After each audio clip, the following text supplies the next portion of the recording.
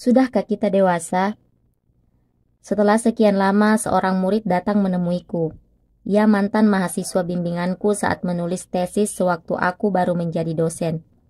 10 tahun berlalu sejak ia lulus dan bekerja sebentar, lalu pergi ke Amerika Serikat setelah menikah. 10 tahun. Rasanya baru beberapa bulan lalu kami mengambil foto kelulusannya.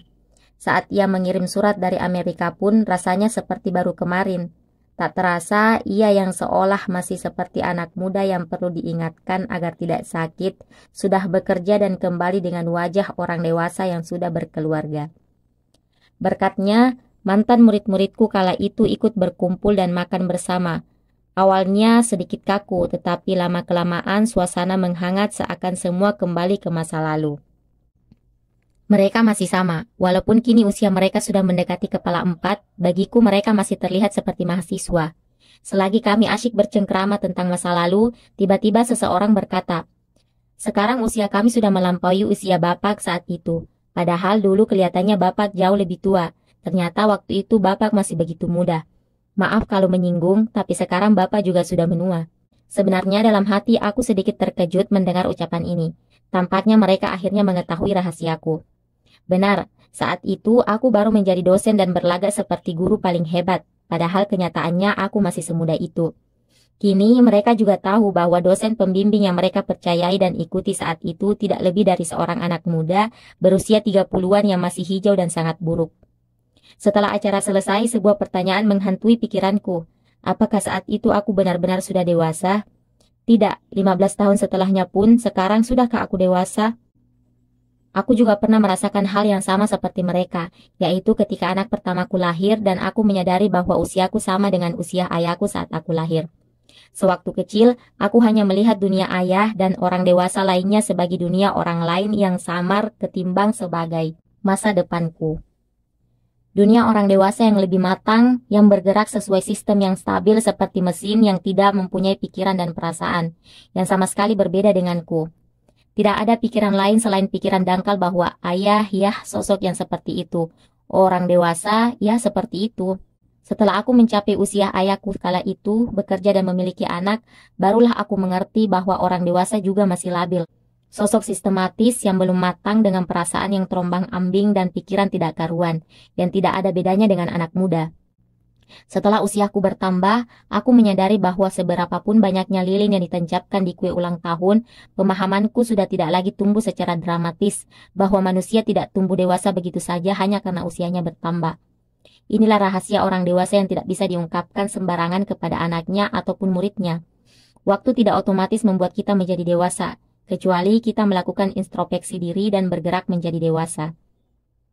30 tahun, pesta usai. Begitulah kata seorang penyair tentang akhir perjalanan usia 20-an yang gemerlap.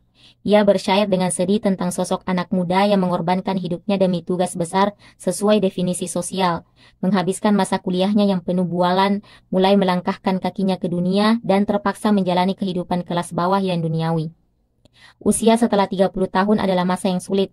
Sedemikian hebatnya, sehingga ucapan sang penyair yang berapi-api bahwa pesta sudah berakhir, persiapkan diri kalian, rasanya tidak berlebihan. Banyaknya buku di toko buku yang diakhiri dengan kata 30-an membuktikan bahwa usia ini merupakan masa yang melelahkan dan menguras tenaga daripada dasawarsa lainnya dalam hidup. Kenapa? Apa yang begitu sulit sehingga penderitaan anak muda usia 20-an pun terlihat seperti pesta? Anak-anak muda usia 20-an yang kutemui di kampus rata-rata ingin cepat-cepat berusia 30 tahun, meskipun mereka juga tidak terlalu senang bertambah usia. Mereka berharap di usia itu hidup mereka bisa lebih stabil karena sudah bekerja dan menikah. Mungkin bila dilihat dengan persyaratan hidup yang objektif, usia 30-an sesungguhnya lebih baik daripada usia 20-an. Lalu kenapa usia 30-an dan kehidupan setelahnya seolah terlalu berat untuk dijalani hingga usia 20-an yang menyedihkan dilihat sebagai masa yang indah? Karena kita harus menjadi dewasa. Setidaknya itulah yang terjadi padaku. Usia 30-an adalah masa tersulit dalam hidupku. Walaupun aku tidak mungkin menolak bila ada yang mau mengembalikan masa mudaku, tetapi aku pasti akan menolak dengan halus jika harus kembali ke usia 30-an. Masa ketika aku baru menikah dan harus terlahir kembali sebagai makhluk sosial, masa paling sulit secara ekonomi dengan pengeluaran yang luar biasa, masa penuh perjuangan membesarkan 2 anak tanpa persiapan apapun. Tahun-tahun awal ketika sulit mencari kerja dan tahun-tahun akhir ketika sekalipun sudah mendapat kerja, aku harus berusaha keras sebagai karyawan baru yang belum mendapatkan tempat di perusahaan. Kedua masa itu adalah masa yang sangat melelahkan dan di luar kemampuanku. Sekarang, aku baru berpikir bahwa hal itu terjadi karena aku tiba-tiba menjadi dewasa, bukan karena karma usia 30 tahun. Semua hal awalnya sulit, baik kehidupan sosial maupun kehidupan pernikahan, semuanya merupakan pengalaman pertama. Begitupun ketika pertama kali berperan sebagai orang dewasa, tentu saja akan sulit. Namun, saat itu aku tidak tahu. Aku hanya bertanya-tanya, kenapa begini? Kenapa hidup dan dunia memperlakukanku seperti ini? Kapankah kita menjadi dewasa? Saat berusia 20 tahun, usia yang dikatakan dewasa secara hukum, saat lulus kuliah, saat masuk kerja, saat bebas dari orang tua, saat menikah, saat memiliki anak. Secara hukum, usia 20 tahun dikategorikan sebagai usia dewasa. Di usia inilah kita lepas dari cangkang belum dewasa dan bisa melakukan berbagai tindakan hukum secara individual, serta terlepas dari larangan seperti merokok atau minum alkohol. Namun menjadi dewasa sama sekali masalah yang berbeda dalam hidup. Menjadi dewasa adalah tanggung jawab terhadap kehidupan diri sendiri dan keluarga.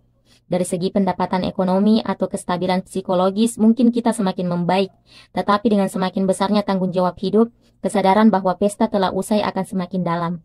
Selama menulis buku ini, aku pernah menanyai beberapa mahasiswa dan karyawan muda tentang apakah mereka sudah merasa dewasa. Sebagian besar mereka belum dewasa. Lalu saat aku kembali bertanya kapan mereka dewasa, mereka mengaku tidak tahu. Yang pasti mereka merasa belum dewasa. Bahkan, aku pun acap kali bertanya pada diriku sendiri, apakah aku sudah cukup dewasa?